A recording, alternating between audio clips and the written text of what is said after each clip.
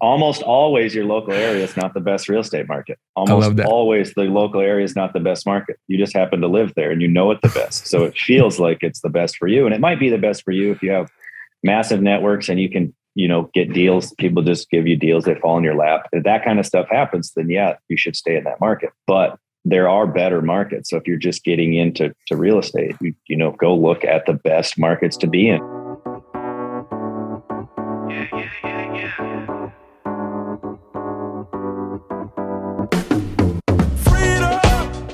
Welcome to the Going Long Podcast. We're back once again to continue to help to educate you so that you feel much more comfortable as well as confident investing beyond your backyard. And yes, I am your host, Billy Keels, and I'm really looking forward to welcome you to today's conversation. It is absolutely on fire.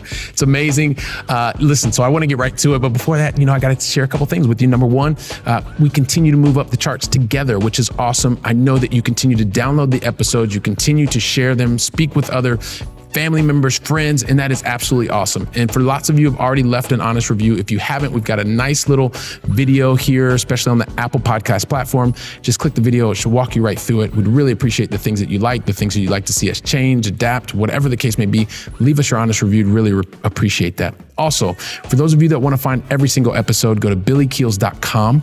Once you get to billykeels.com, it'll change the screen and all that kind of stuff. And then you can go to the podcasts tab. When you get to the podcast tab, just click there. It'll help you get to whatever episode you want to see, audio, video. It'll be awesome. And then lastly, for those of you who want to find out more about other accredited investors, you want to connect, just send me an email to aiclub@billykeels.com. I will talk to you exactly about what it's all about. But the most important thing is you can connect with other accredited investors. And guess what? You're going to get access to really amazing opportunities, especially if you are someone who is getting crushed in your active income by taxes. You may want to give me an email, send that email to me so we can get connected. Like there's some really cool stuff going on here and I really would love for you to find out about it. So aiclub@billykeels.com. And listen, speaking of which, we're going to get into today's conversation because it is awesome.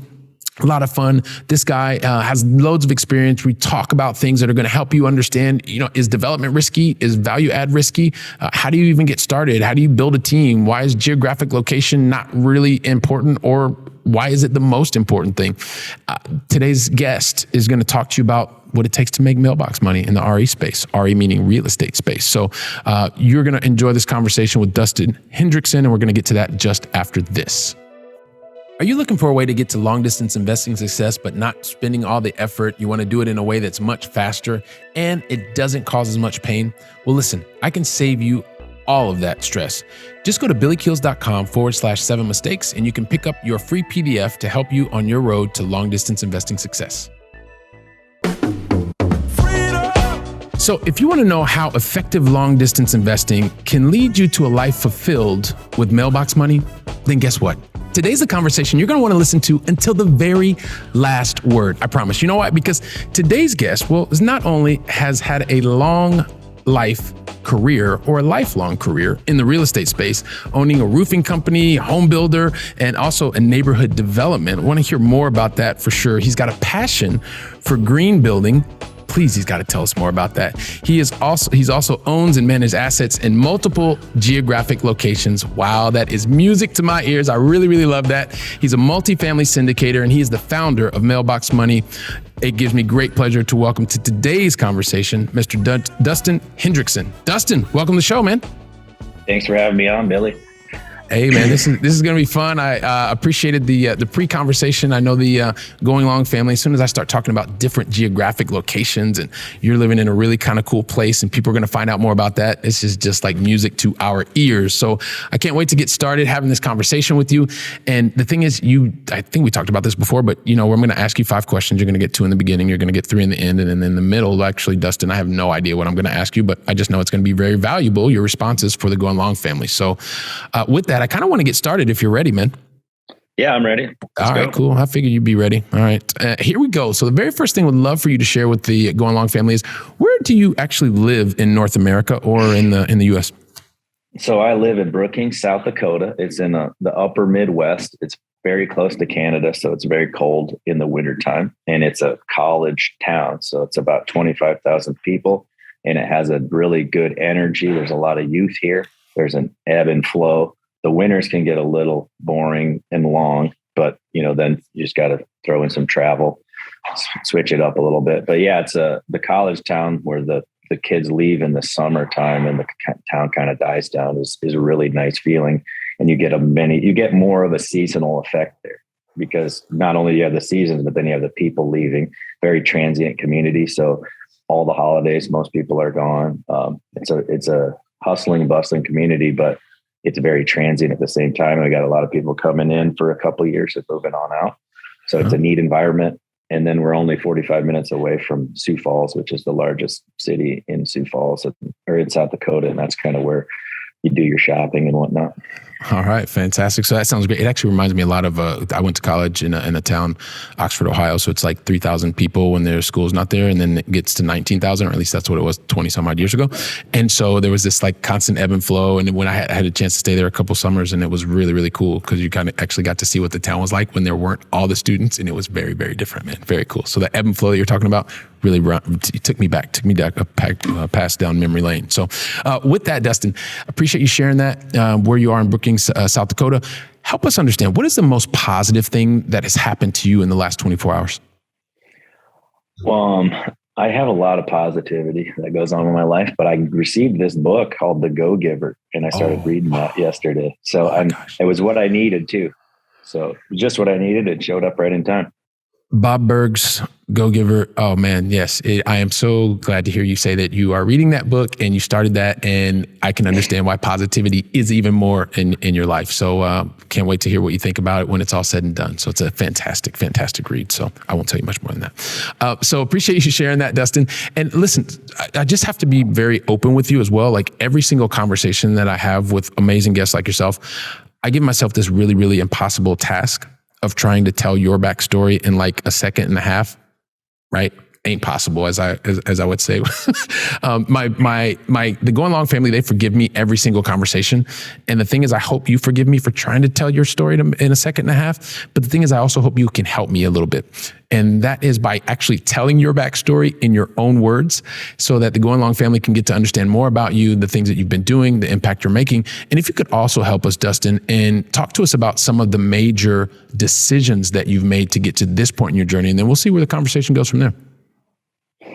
All right. Well, I started out, I actually lived in Brookings going to college, and I actually got into a little bit of trouble. So I got shipped off from college for a year. And when I got done doing my time, as you'd say, I learned my lesson. Actually, most people probably don't learn their lesson, but I did learn my lesson about 9 months in. I got out and I realized that I did not want to have like a job, and I wanted to be on my own. I wanted to be a business owner, and I was more of a salesperson, and I wasn't really an engineer. I was just going to engineering school because my whole family were engineers, and that's what they did. So then I realized that wasn't what I was. So I bought into a roofing company. And I started realizing that I liked the architecture of the houses better than the business behind the roofing, even though roofing is more profitable. So I started building homes because I was really interested in the architecture, and then getting into the green side of things, because this was like 2011. Green building was just becoming a thing. So I kind of latched onto that. And the more that I built houses, the more I started owning rentals, and it just kind of snowballed. And then pretty soon I realized I didn't want to build any houses for any customers anymore. And I just wanted to build multifamily, because I can do it's almost the same amount of work to do a custom home as it is to do a full apartment complex, just because the customer is the homeowner is they need your attention so much. And it's the biggest thing they've ever done. So they're very demanding, very demanding customers. And I realized that multifamily, I'm the customer. And then I can just build for myself, and then I can have a property manager deal with the tenant. So I usually like to build stuff, and it's that's a higher level where I'm not actually interacting with the customer. I kind of realized that about myself. I like to be on a higher level of things. And so multifamily works really good because you don't really know your end customer. You're not dealing with the problems day to day. So it's really interesting. So there are a couple of things I want to pull through that, because there are as we hear you gone through, and there are things that you recognized. It sounds like you've kind of followed a path that was already kind of beaten for you, right? With your family, everybody was engineers, so you kind of started that and realized this isn't really the thing for me. You recognize something that was in yourself, but as you started, you also recognized, well, I don't actually like the roofing. I like the architecture, and then from there, you realized that there were new things that you liked. But I think that there's some people that may be lost in the words when you say that you like to be on the higher level. And so maybe you could break that down for people. And the reason I ask you that, Dustin, is I think it's one of the keys to any success is really understanding your strengths and what you like to do and what your weaknesses are and what you shouldn't be doing. And I want to make sure that, because I think there's a lot of power in the statement that you just made. I just want to make sure that the Going Long family understands exactly what you mean by that. Okay, so I can put it in a super simple term, like where I understood it for myself. When I'm going through the walkthrough with the customer and they're complaining about sheetrock dings and damage, like I do not care about that one bit because it's such a low level problem. Like you should be talking to the sheetrocker about that. But then I'd be the one. I'm responsible for the project, so I'd have to all these little minuscule things that they want me to do. I'd have to go back and tell the subs, but I didn't really care about them. So stuff would get lost because I don't really care about that tiny, minute detail stuff. Then the customers would get kind of upset at me. And so there's this communication trail. And I feel like that is not what I was there to do. I was there to create this gorgeous house for them, everything that they wanted. And then the part of me getting it dialed down to their, perfection of what they wanted, it was impossible to me because that's just not me. So then I realized that, homeowners, that level of detail that's required to be to deal with the customer at that level was not me. I did not need it. So I need to be the idea person and give the task to someone else. Now they deal with the customer, because I ended up getting frustrated and like I couldn't understand the customer either. I didn't have any empathy for them. So I had to make a decision there. And one of the decisions was get rid of all problems. And homeowner kept coming up as problem. Same with tenant.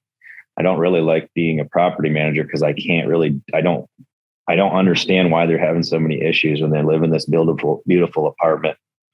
Like, what's the big deal if there's a sheetrock ding, But it's all about just communication and showing the people that you care. And I just am not good at that. So I had to move up to the next phase. Right. So there's a lot of power in what you just said there. Like it's really, really powerful, because a lot of times people will continue to go through the same motions over and over and over and get frustrated, and they start doing something that they love, and you may start doing something that you love, but rather than figure out why you're not loving it anymore and fixing it, you just keep going over and over, and then eventually say, hey, look, I hate doing this. So how long did it take you to recognize, Dustin, that you were, that maybe that wasn't your best skill set to have the interactions with homeowners that wanted a custom home built? I probably realized it right away. So I probably realized it by 2015 that I did not like dealing with customers, and I couldn't understand all their petty complaints. And then it would frustrate me because I didn't know how to internalize any of that. I hadn't learned about myself enough. I was just head down, go. Something and then I don't know, something happened where all of a sudden I realized that I don't have to do. It was probably because I went to a multifamily conference, but I went to that, and then something sunk in that I could do whatever I wanted to do. I didn't have to do. So I just quit. I quit my construction business and never looked back. It was amazing. So I was thinking the entire time, like, how do I bring in income without my construction business? But it doesn't matter. Like that whole, like everyone is so fearful to move on, and they think that because they've made income from this one place for however long that the income's going to dry up. It's the farthest thing from the truth, because the same amount of focus that you put into that, into the company that you were in previously, you're going to put that much and more because you're more passionate about the new thing you're doing. So the income just immediately is replaced. That's almost never a worry, is how to replace the income. I mean, it's always a worry, but it's never real. Can you repeat Every that, please? Business, can you please repeat that? Because this is and I want, well, just repeat that one more time, and then I'm going to also help a lot of the people who are W-2 employees. But please repeat that statement again. So leaving your job or whatever your work is, your biggest thing is how do I replace my income? But that's a false fear. That of every single person I've seen start their own business, that's never the reason why they quit doing it, because they didn't have any income. It was other reasons. Every person that I've pushed into starting their own business, almost always highly successful, or maybe not in that avenue, but then they can get to the next avenue that they were supposed to go to. But you have to quit whatever it is you're doing. You have to quit. And it's best to just quit, full stop, and move on. I can relate to that because it took me a while. I was in corporate life for like 26 years. And it's amazing what happens in the like very little minute of time when you have 100% focus on the thing that you really want to be focused on. It is amazing what happens. But I also just want to, because I love what you said, Dustin, and it's just the fact that you were talking about business owners, but it's the same if you're in a W-2. Like, income is usually not the problem. It's all the other stuff that you're telling yourself in your brain, except for it. Sometimes it just manifests itself in income. What other kind of things were you telling yourself aside from not being able to generate income? I'd have to fire all the people that work for me, which is not true. You can help them move on and get new positions elsewhere. All your subcontractors immediately replace all the work that you did. And it's not like you're going away, right? So I just moved up, and now instead of me doing the construction, which I'm not even that good at, I can do it because construction is not that hard. It's a bunch of work, but I'm not that good at it. There's other guys that are much better at the actual construction than I am, but I'm much better at the design. So I can come in and design something and place it, and then just hire the other construction worker that now goes and hires my subs anyway. So there's no difference. And in fact, I'll just create more work for the contractors. Yeah, I love this because I know people are probably listening and like, wow, it sounds like he doesn't like doing this and he just wants to be on the high level. But I'm like, wow, man, there's a lot of brilliance in what you're saying here, because I think sometimes it takes you, and this is what I used to see a lot of times when I would work with younger sales executives, right? Because they don't really know themselves. They don't know what they're doing. They don't know what they're good at. So you kind of fumble through things. And then eventually you get to a point where you're like, all right, I'm good at this. I'm not good at that. I know this person on the team is much better. And it sounds like you went through that process. It took you, was it more or less 4 years when you kind of were like, this is bothering me already? And then to the point where you're like, look, I'm not good at this. I don't like it. I just need to build the structures to actually make sure that things are getting done. Is that accurate? It probably only took me 2 years, but it took me a long time to actually make the decision. Like I knew that I didn't like it, but I didn't know why. Gotcha. Just this festering thing. And I was always frustrated and always working too many hours and all this stuff. Okay. And we're going to come back to that because I think this is like platinum. It's better than gold. It's platinum. But I want to ask you one thing, because I did mention in the very beginning, like one of the things that you have figured out, which also ties in really well with us here at the Going Long podcast family, is that we love being able to live in one place and just kind of make sure that you are investing in the things that are tied to the benefits that you're looking for. And geographic location is not necessarily the most important criteria. Maybe you could talk to us a little bit about that, because that seems really contrarian for a lot of people to live in one place. And whether you're actively doing it like me, and I know that I take it to an extreme, or you're passively doing it, and maybe somebody who's living in Miami wants to invest in Brookings or whatever the case may be. But maybe just talk to us about your understanding, or why you've even thought to go so contrarian to not allow location to dominate where you invest your time and resource. Well, location does dominate, but just not location that I've picked to live. Almost always your local area is not the best real estate market. Almost always the local area is not the best market. You just happen to live there and you know it's the best. So it feels like it's the best for you. And it might be the best for you if you have massive networks and you can, get deals. People just give you deals. They fall in your lap. If that kind of stuff happens, then yeah, you should stay in that market. But there are better markets. So if you're just getting into real estate, go look at the best markets to be in. Where's the growth at? Like right now, do you really want to invest in Chicago? Probably not. You should probably go to the Southeast. You should probably go to Atlanta or Dallas or Florida. But the same thing there, Florida, maybe when New York opens up, Florida kind of has a little downtrend when everyone goes back to New York. There's always ebbs and flows. You never know that. But I like to pick low tax areas, and then low landlord laws. So landlord friendly versus tenant friendly, because I'm friendly to all my tenants. I don't need the government to tell me to be friendly to my tenants. I make more money by being good to my tenants. So I'm not going to treat my tenants bad. I don't need the government telling me where to put my rents and all that. And I have I have better ratings than any government housing you'll ever find, so I know that the way they do things is not good. So I like to work in the States with the least amount of restrictions, governmental restrictions. And then weather, like obviously my state is cold. So I've learned that, people do appreciate warm weather a little more. So the other places that I invest in are all warm weather locations. Yeah. Okay. And that makes sense. And absolutely, yes, location is important. I love how you state that, because it is. And yeah, I mean, it's a very similar thing. Like I said, I know I take it to an extreme, living in Europe, investing exclusively in the United States in different places, but hey, it is what it is. It works. And that is the lifestyle that I want to be able to do. So one of the things that we were also talking about, and I think this is one thing that always stops people, especially when you are in a really high paid, busy type of a role, right? And what Dustin's saying, this is like, it makes sense. And I'm really busy. I'm a senior executive in my company. I don't really get into the detail anymore. And like what he's saying really resonates with me. But the thing is, I also like control, and I like to be able to understand things. And I don't really even understand how that would possibly happen, specifically because I don't plan on living in city X because I live in city Y.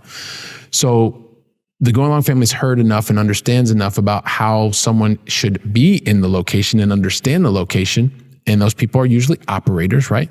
But maybe you could talk to us a little bit about how you go about selecting operators that are in line with your philosophy and the things that you want to be able to either do yourself and or bring to your investors. Well, I'd say that, you can do you can search, you can look, you can, investigate them and, look into them. But I found the only way to really understand how good the operator is when you put your money down.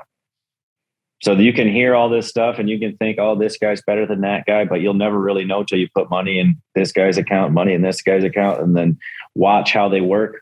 You can, just because the one guy's deal might do a little better than the other doesn't necessarily mean that A is better than B.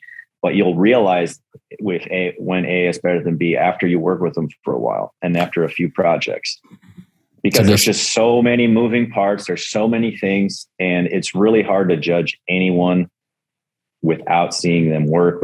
And you can't really see them work unless you're involved with them working. So you're not privy to very much information when you're getting a deal. When you're on the deal, you're privy to a lot of information. So are you somehow saying that we should potentially make a decision with imperfect information? Of course. It's never perfect. Nothing's perfect. You're never ready. You're never, ever ready. And I feel like people are like, hey, we should set up a meeting before the meeting, so we can have information so we know what's going on. And I'm like, no, let's just set up the meeting and bluster through this meeting. We'll get both meetings done at the same amount of time as doing a pre-meeting and a second meeting. So I'm all on board with ready, aim, fire. You get ready, you prepare yourself, or ready, fire, aim. I mean, I was just going to say yourself, right? You prepare yourself. And so you're like, both these guys seem really good. Well, if you only pick one, you're not going to know if you got to compare them. So that's how I do it. I dig into the guys. I make sure they're great fits. I make sure everything about them's good. I make sure everyone likes them. The problem is though, when you're getting reviews from someone, you don't really know what they're expecting for their return. They might actually like communication better than an actual return. And a lot of people are like that. They'd rather have a 15% return and someone that communicates with them and holds their hand through the whole process versus someone that's a rock star that gives them a 50% return. I mean, not after a while. After a while, they're going to want the 50% return and they'd understand. But at the beginning, they're going to think, oh, this guy's way better. He communicates with me every day. But in the end, the real result is what the return is, in my opinion. Yeah, well, and that makes a lot of sense. And I can tell you as a recovering perfectionist, I was going through a lot of things and I was always trying to figure out what exactly was working. And until you start actually placing a couple of, you're doing it yourself. First of all, I kind of went to that extreme. And then you start realizing, okay, well, you got to make this outlay of capital. And then over here, when you start looking to invest passively with other people, it does mean you're going to have to usually strike a 6-figure check and figure out, okay, well, it all felt good. And then the check's gone, and are they meeting your criteria? And I love what you're talking about because yes, some people need constant connection and constant communication. And there are other people that are just like, I just want to make sure the check gets here and I get my K1s and documentation on time every year. I don't need anything else. If you have like a barbecue every year, that'd be cool. I'll try and show up if it fits in my schedule. But if not, hey, listen, as long as the checks get here or the transfers, then we're all good. Wow, don't you just love this conversation? This is amazing. This is fantastic. And so just really quickly, I just wanted to remind you, for those of you that are looking to create more options for yourself, get there faster, and do that with long distance investing, make sure that you go to billykeels.com/7 mistakes to avoid so that you can avoid all those mistakes, get to your goals faster and sooner. Once again, that's billykeels.com/7 mistakes to avoid. Now back to the conversation. Some people would also say you play with a little bit of an unfair advantage, Dustin, because you have the background and you have the desire to, and the experience now of playing at the top of the pyramid, so to speak. But if you could think about the kind of your construction stuff and being able to understand that, because a lot of people don't really understand that, how it could come into play, how it could affect different types of expenses. How do you see that as helping to give you an unfair advantage in being able to recognize where real opportunity exists? Well, basically, I can see through projects. So I can just see through all the walls. I know everything, how everything's built for the most part. And if I don't know by looking at it, I can figure it out within a few minutes. So I understand, besides the different heating and cooling systems that we have around the country, but for the most part, and the different insulation systems we have, besides that, most everything is pretty much built the same. We have a little deeper foundations up here, but you're not really looking at foundations, when you're doing property tours, that's all underground. So but I know what the foundations look like underground. I basically just know I can see through the building. So I basically have blueprint vision and I can see through. So I just know how things operate, how they feel. I know if floor plans and flows are terrible on an apartment. So if you walk through it and all the numbers look great and everyone's super happy about the deal, but I'm like, yeah, but this thing is like just a crappy apartment. It's going to be really hard to resell and it's going to be hard to keep tenants in and all that, then is it really worth buying this? I can add a different perspective to the team. So I do give an unfair advantage there. And then also I have an unfair advantage. Just like you can just tell me the numbers and I can know if it's a good deal, right off the bat. Like it's really easy for me to interpret what's a good deal or not. What do you mean by that? Like I can just take a napkin approach. I don't need solid underwriting. You don't need to show me all the underwriting and the expenses and everything, because I already pretty much know all of that. So I just had to dig in a little bit to find maybe the tax info or if the maintenance costs are higher or the labor costs higher in this area or that area. And then pretty much know my expenses. And I can just, these guys are right on with their expenses or they're way high, or why are these expenses so high or why are these expenses so low, without really digging into it. I can just scan the sheet, Got it. So rather than saying, and maybe if I play this back to you, so rather than saying if it's a good deal or not, with your experience and the things that you've done, it's how accurate the underwriting is on the deal that you're looking at. Is that? Yeah, without looking at the underwriting, right? They don't have to send me all the underwriting for me to know what the underwriting sort of is. I can basically say, okay, what are the rents? Where's the location? I already know all the interest rates, and usually the taxes aren't too far off here and there. Some places insurance is a little high, but for the most part, that doesn't really take into consideration. But it's just easy for me to write. You can say, here's the price of the deal. Here's how many units it is. Here's how much the rent is.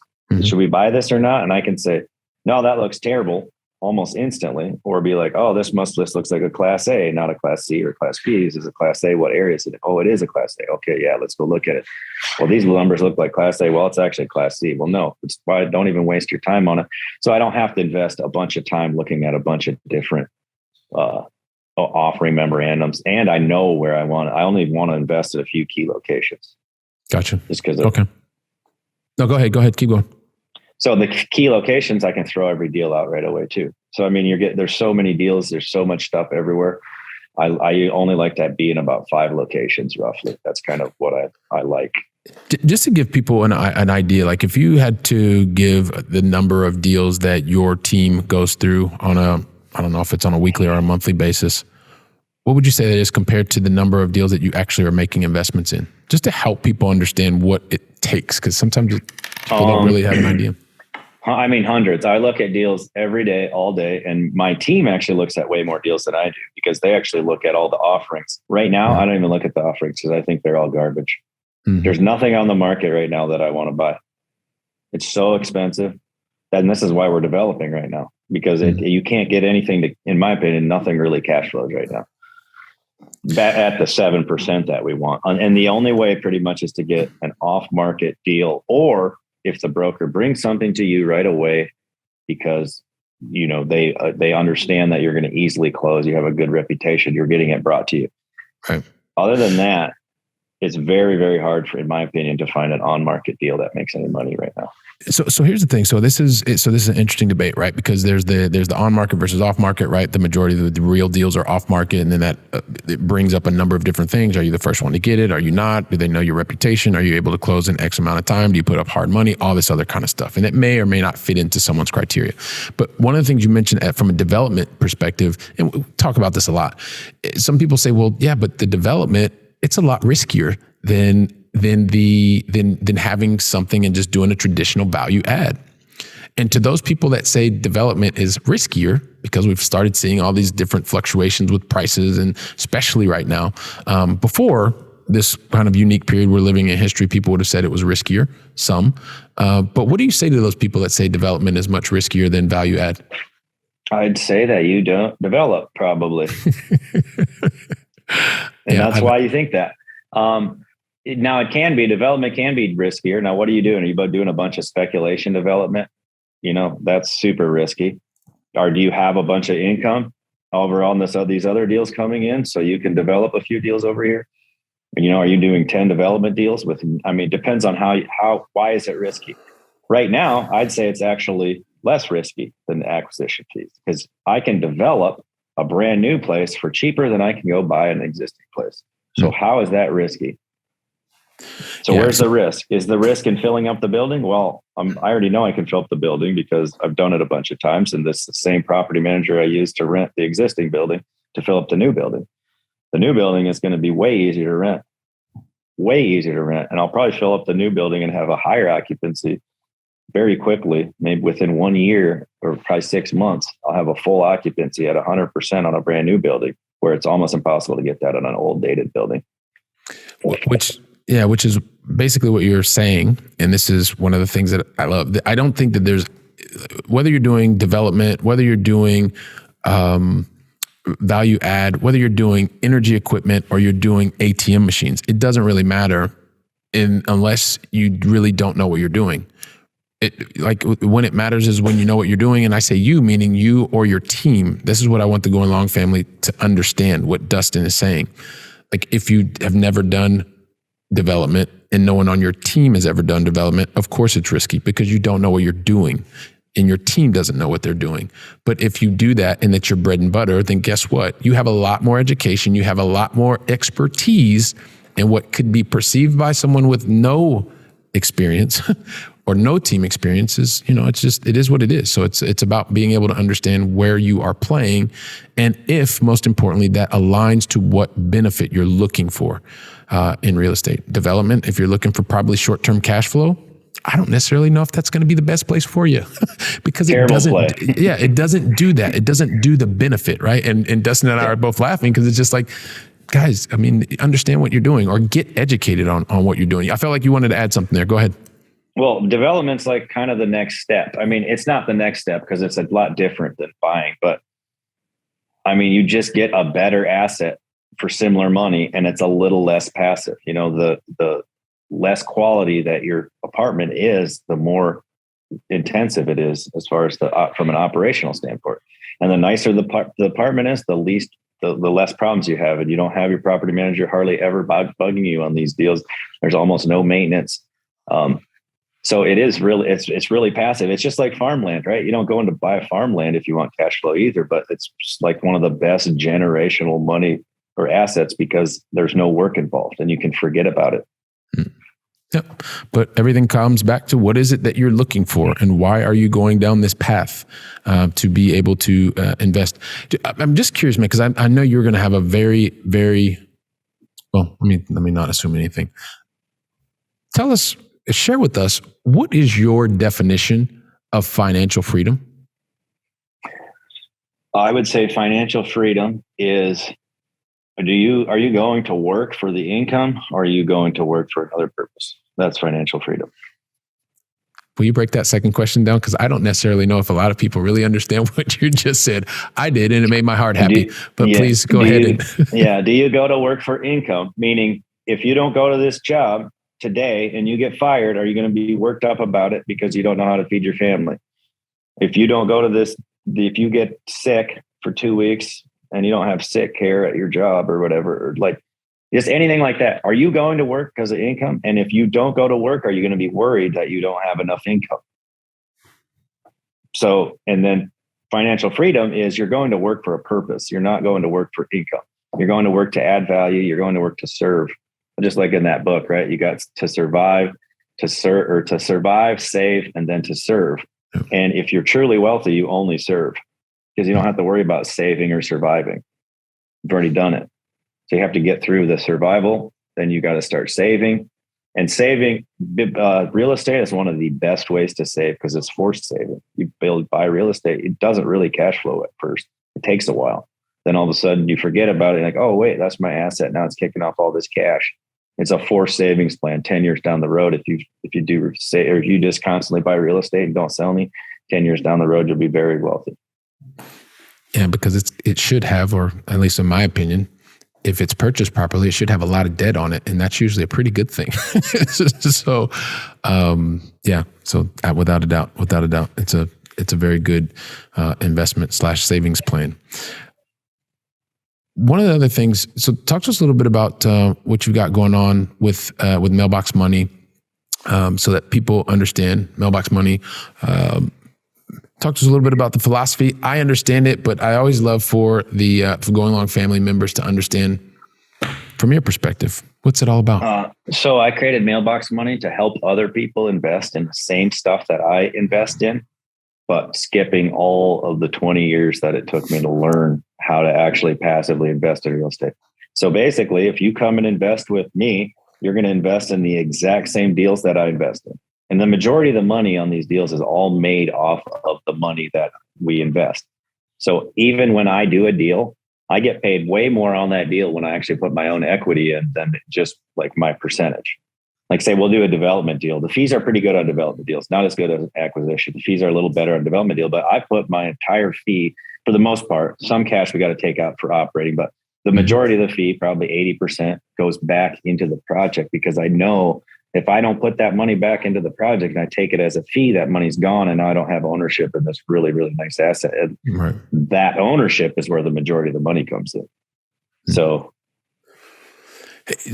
this is interesting. So this portion, I'm just curious how you also kind of handle this, because sometimes as you're bringing people along, and there's someone that's interested in the type of things that you're investing in, and you're talking to them about, hey, listen.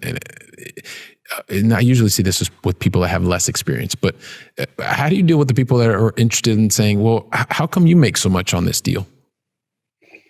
I tell them I don't. If I look at the deal, I would just say I don't make that much. Where do you think I make a lot of money? And I'll ask them to break it down for me.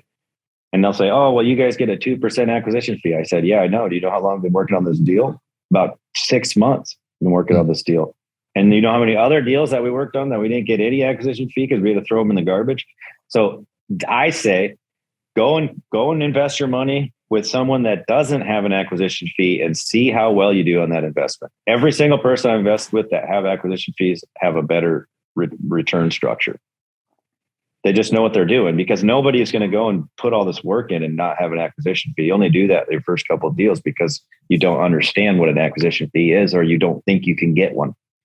Once you start getting the acquisition fee, it's super easy to get an acquisition fee. It's almost unheard of to not take an acquisition fee. Well, yeah. And so this is, and one of the things, and also helping, because you never know if someone's listening for the very first time, but if you have not interacted with syndications, I mean, this is like, it would be the equivalent of you going to your high paid job, your high paid 6-figure job, and just going for altruistic reasons, meaning that you're just going because you just like to go and you don't want to have any type of compensation for the hard work and effort that you've done. That's the same thing that you would be asking someone who is actually putting these types of opportunities together so that everyone is able to benefit from the type of benefits that any of these specific syndications can put together. So I appreciate you also helping people understand that, because it is something that's important. It's just like anybody who's working with someone at their job. They want to know that that person's being well compensated, because it makes them happier when they go to work. I think it's pretty simple. You want to say something? I got one more thing to add to that. Yeah, too. go ahead. I've also noticed that one of the reasons why deals do better is because you have the highest paid person on your deal.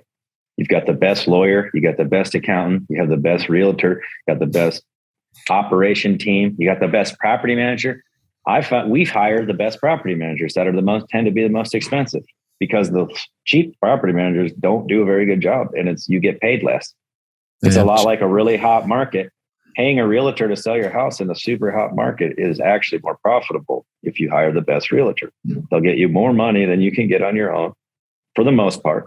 Just, looking at averages, you might be a really well-connected person that can sell your own house, but for the most part, selling your house by a realtor gets you more money in the end. So I'd say it's the same mindset. Like, hey, you're going to cut out the professional. You're going to save a dime and give up $1. Yeah, my dad always says it's, you pinch pennies to blow dollars. So it's one of these things where the least expensive usually, or the cheapest usually, becomes the most expensive in the long run. But Dustin, go ahead. I'm a value add developer, so I've hired so many cheap guys. If anyone would know, I would know, and it's never worth it. Never worth it. There you go. Dustin, man, I want to keep talking to you forever, but we got to get into the Going Long Final 3. The thing is, I never ask anybody the Going Long Final 3, and today you're our awesome guest, unless you tell me that you're ready. So are you ready? I'm ready. I knew you were going to say that. So here we go, man. Listen, we started with you over in Brookings, South Dakota, the awesome place just near the northern border. And I want to actually bring things back here to Europe, even though I'm from Columbus, Ohio. Everybody knows that. Now Europe's my adopted home. So help us understand, man, what is your favorite European city that you have either visited or still on your bucket list to visit? My favorite one that I visited Tuscany is not really a city, but it's a region. I don't know the little towns that were in Tuscany, but we did a bike tour through Tuscany, and it was absolutely the most incredible, amazing. It was absolutely amazing, because it's like Europe, but it's kind of where it's real. It's not very busy, so it's kind of like countryside Europe. So just like being at home, except for the culture was just magnificent. Yeah, no, it's fantastic. And the food, and everyone is so welcoming, and the food and the wine and everything was amazing. And I'm assuming that you were there in the summertime, which makes it even that much nicer. Yeah, absolutely. La Toscana, beautiful Toscana. Fantastic. My bucket list would probably be Stockholm or one of the cities in Denmark. So we'll go with Stockholm or Copenhagen. Which would you like? Copenhagen. Which would you prefer? Copenhagen. Okay. All right. Copenhagen. All right. Cool. So there we go. Everybody was all nervous. They were like, what are we going to do? So, all right. So we're going with Copenhagen and Denmark, which is awesome. Second question really has to do with a lot of the experience that I've seen and been very fortunate to interact with a lot of successful people. Now, today's another interaction with a really successful person. Dustin, I consider you to be someone that's very successful on many different fronts. You've demonstrated that here. And I'm sure that you're going to agree with me in this, that one of the main reasons that people tend to be very successful is because they, unlike most people, when they put their mind to something and they go out and do it, they get it right like the very first time, which allows them to then go out and accelerate even. Did I just say that? I think I just said that. I'm sorry about that. No, it's a joke. It's an inside joke. It's an inside joke with me and the Going Long family. Dustin was worried about me, man. He was worried. He was like, oh no, hang on a second, Billy, what are you doing? No, so that's a joke. It's an inside joke with me and the Going Long family. The thing is, everybody makes mistakes, Dustin. Everybody. And the reality, now, this is no joke. The reality is that people that are successful, they actually make a lot more mistakes than most people, a whole lot more mistakes.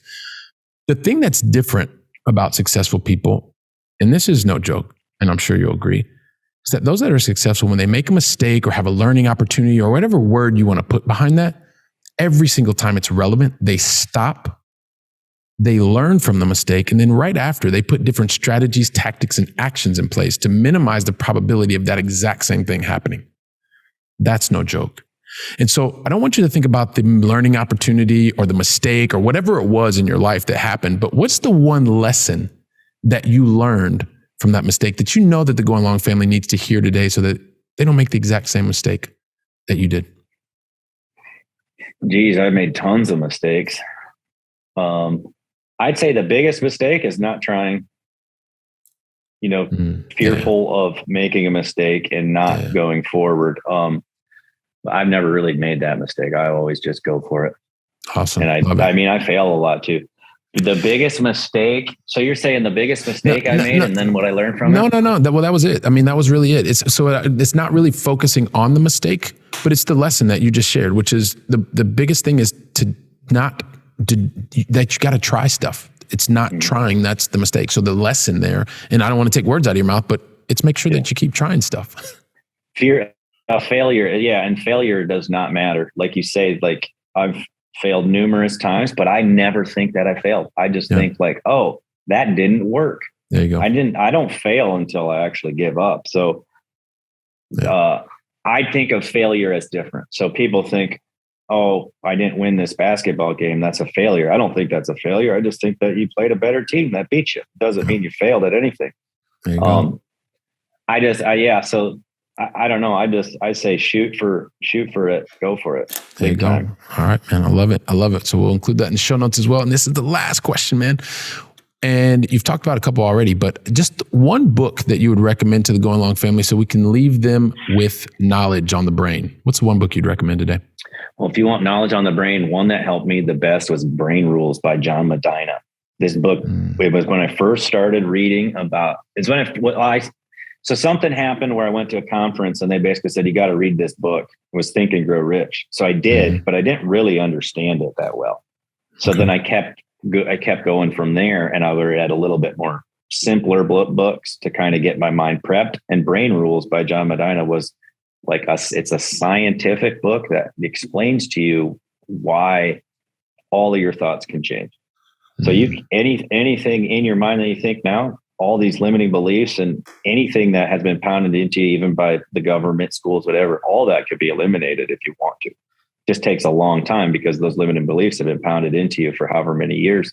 So now you got to read, all the roots in the brain, like highways, right? Now you got to tear those out and build new roads. So it takes a while to regroove the brain, but this book shows you that it's possible. Awesome. Brain Rules, John Medina. We're going to include that in the show notes as well, my friend. And, I honestly, like, every single one of these conversations just flies by. Like, this has been so much fun, Dustin. Like, honestly, I'm thinking of you talking to us about right from the very beginning, following the tracks of your family members and engineer, and then going and realizing, look, man, I'm not doing this. And then, so you went back, you kind of went away for a while, as you said, and 9 months later, you realized, look, I really want to be doing this stuff for myself. You realized that you wanted to start in a certain place, and really in the roofing kind of area, you got into that. You realized that you didn't like that. It was more the architecture, and then you went from there, and then you really started getting more and more involved, and you started getting the buildings and understanding what was going on. But there was just kind of like this annoyance, which was happening, that you were answering all these questions that you realized that you were probably not best built to suit or to serve in that capacity. And that's something that takes a lot of strength to recognize that. And then so from there, you went to put different structures in place so that you could, make sure that whoever your buyer was, or your tenant, your client, they were getting what they needed, but it didn't necessarily have to be you. It was from your team. And so you continue to do that. You and your team continue to evaluate hundreds of deals every single month, getting better and better. You can get to the point where you can see it on the back of a napkin if it works for you or if it doesn't. You've also started to build out structure for helping to bring on other people on board so they can invest alongside you. And I know that there are a lot of people that want to understand, like Dustin's got to tell us more about this whole mailbox money concept. I really want to find out more about him. So help us understand, Dustin, like, what is the best way for the Going Long family to find out more about you and how they can get involved with Mailbox Money? Just go to mailboxmoneyre.com. And that leads us to the website, which leads you to the investment portal, or I have a Calendly link. You can hit me up for a phone call. And also, I'm really passionate about helping. I'm actually more passionate now about helping other developers and other real estate entrepreneurs get started. And I know it's almost all mindset. It's just the actual decision of pulling that trigger. Because as soon as you flip your thoughts and you feel your thoughts come, that becomes your reality. So as soon as you just, instead of saying, oh no, I'll work here forever. I mean, if you're going to say, oh, I'm going to be stuck at this job forever. Well, yeah, you are. You just said you were going to be. So now that's what your thoughts are. And if you think these thoughts for however many hours a day, well, that's what's going to happen. So you have to counteract those thoughts with whatever thoughts that you actually want to happen, and those will start happening. That's awesome, man. So I can't thank you enough. I appreciate you literally investing your time with me, with the entire Going Long family. Thank you from the bottom of my heart for doing that, Dustin. And I'm sure that the Going Long family will be reaching out to you. So thank you very much, man. Appreciate it. Appreciate it, Billy. Thanks for having me. All right, awesome. And Dustin, if you give me like literally 30 seconds less, I just want to say a couple last words to the Going Long family. So listen, Going Long family, like Dustin, like he literally like dropped the mic a couple times. You need to go back, rewind, listen to what he's talking about, check out the video version. So much that you can take from today's conversation, share it with your family, with your friends, and sit down, talk about the different concepts that he was talking about. Is it really that risky to develop, or is it risky to be into value add? Well, it just depends, but use the conversation, talk, get involved. And listen, I know while you're doing that, I'm really going to be looking forward to welcoming you back on the very next conversation. So until then, go out and make it a great day. And thank you very much. Wow. Don't you love hearing from top-notch experts in the field? You know, when I was getting started, I really wish that I would have had access to such experts. And even more, I wish they would have given me like a really simple list of things to follow so that I could have gotten to my goals much faster and been much happier even sooner. So that's why I've created for you the 7 things that you should avoid in order to be successful in long distance investing. And you can pick that up really easily by going to billykeels.com/7 things to avoid. And also, if you like today's episode, don't forget to leave a 5-star review. I'm looking forward to seeing you on our very next episode, so go out and make it a great day.